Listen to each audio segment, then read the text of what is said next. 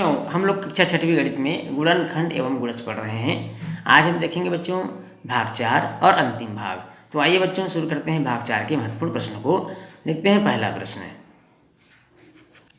प्रश्न है बच्चों, लसा ज्ञात कीजिए। पहला है 14, 28, दूसरा 108, 162 और तीसरा है 12, 15, 45। हम चलते हैं पहला सवाल की ओर। पहला है 14 और 28। हम इसके अभाज्य गुणनखंड मालूम कर लेंगे बच्चों। 14 और 28 का अभाज्य गुणनखंड आप एक साथ भी निकाल सकते हैं और अलग अलग भी इसको ज्ञात कर सकते हैं। 2 सत्ते 14 कट गया बच्चों। 28 को हम 2 से डिवाइड करेंगे तो 2 एकम 2, 2 चौक 8, 14 बार में चला जाएगा। अब इसमें देखेंगे 2 से 7 तो वहीं कट रहा है, उतार देंगे, लेकिन 14 कट जाएगा। 2 सत्ते 14।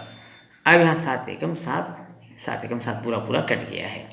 अब हमारे पास जो बचा है वो है बच्चों 2 गुणित 2 गुणित 7। इनका गुणा कर देंगे हम। 2 दूनी 4 सत्ते 28। तो इसका आंसर आ गया 28। 28 क्या हो गया? 14 और 28 का लसा हो गया। अब इसमें चलते हैं बच्चों दूसरा सवाल जो दिया हुआ है 108 और 162।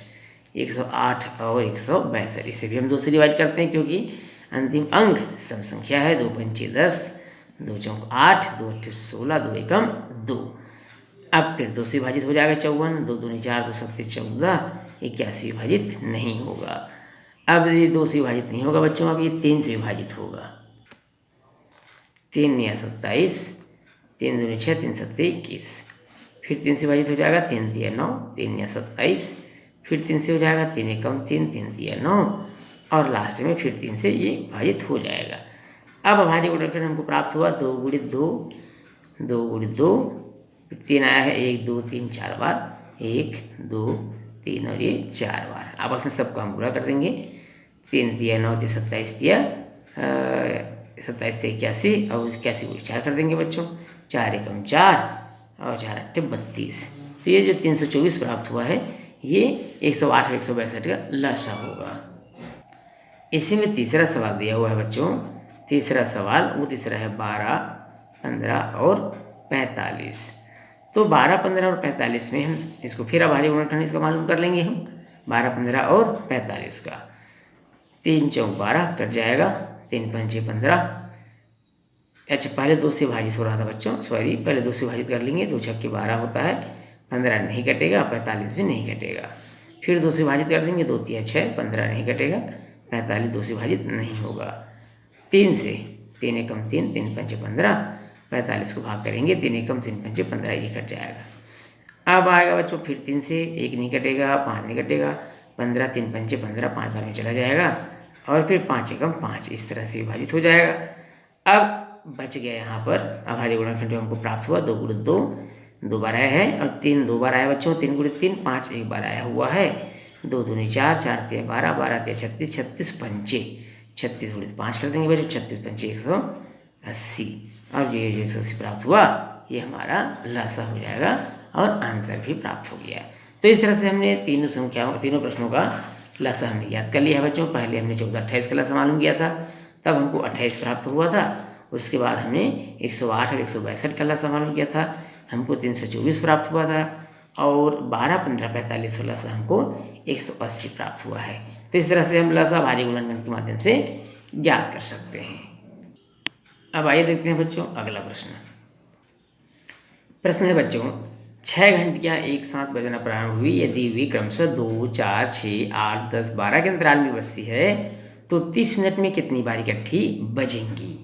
तो सबसे पहले बच्चों हम क्या करेंगे, जो 2, 4, 6, 8, 10, 12 इसका हम लसा मालूम कर लेते हैं। 2, 4, 6, 8, 10, 12 का लसा हम मालूम करेंगे।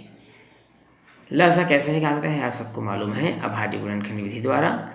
एक साथ हम इस प्रकार से लिख लेते हैं बच्चों 2, 4, 6, 8, 10, 12 और हम इसको अभाज्य गुणनखंड मालूम कर लेते हैं। 2 से कट जाएगा। 2 एकम 2, 2 दूनी 4, 2 तिया 6, 2 चौका 8, 2 पंचे 10 और 2 छक्के 12। देखेंगे अब फिर 2 से कट रहा है क्या? हाँ कट रहा है। 2 एकम 2, 3 नहीं कटेगा बच्चों। 2 दूनी 4, 5 भी नहीं कटेगा। 2 तिया 6। पुनः 2 से विभाजित करेंगे। 1 3 नहीं कटेगा। 2 एकम 2, 5 और 3 और आखिरी में 3 और 5 बच गया है तो ये 3 से 5 से ही जाएगा बच्चों। ये इस तरह से ये विभाजित हो गया और कुछ भी शेष नहीं रहा।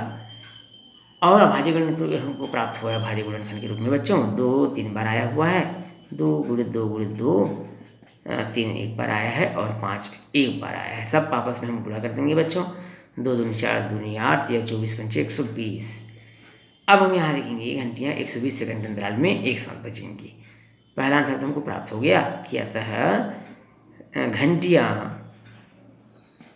120 सेकंड के अंतराल में, कितने सेकंड के अंतराल में, 120 सेकंड के अंतराल में एक साथ बजेंगी, एक साथ बजेंगी। अब प्रश्न आता है बच्चों कि कितनी बार बजेंगी, कितनी बार बजेंगे, ऐसा भी प्रश्न में पूछा हुआ है। इसलिए 30 मिनट, अब हम 30 मिनट को सेकंड में बदल लेंगे, अर्थात 30 मिनट गुणित 60 सेकंड कुल मिलाकर के गुणा कर देंगे हम, तो हमको मिल जाएगा 1800 सेकेंड। कितना सेकंड मिल जाएगा हमको बच्चों, 1800 सेकेंड।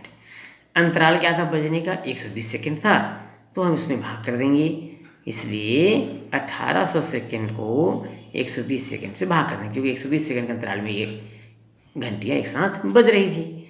अब इसको भाग कर देंगे तो हमको मिलेगा, शून्य शून्य कर दिए, 12 कम 12 पंच 7 15। कितनी बार बजेंगी बच्चों, 15 बार। तो इस तरह से बहुत सिंपल ढंग से हम इसको हल कर सकते हैं, घंटियाँ 15 बार बजेंगी। तो 6 घंटियाँ एक साथ बजना प्रारंभ हुई थी बच्चों, और 2 4 6 8 10 12 के अंतराल में ये 30 मिनट में कितनी बार इकट्ठी बजेंगी, ऐसा प्रश्न पूछा गया था। तो 30 मिनट में ये 15 बार इकट्ठी बजेंगी और बजने का अंतराल होगा सभी घंटियों का 120 सेकेंड। तो इस तरह से हम आंसर प्राप्त कर सकते हैं।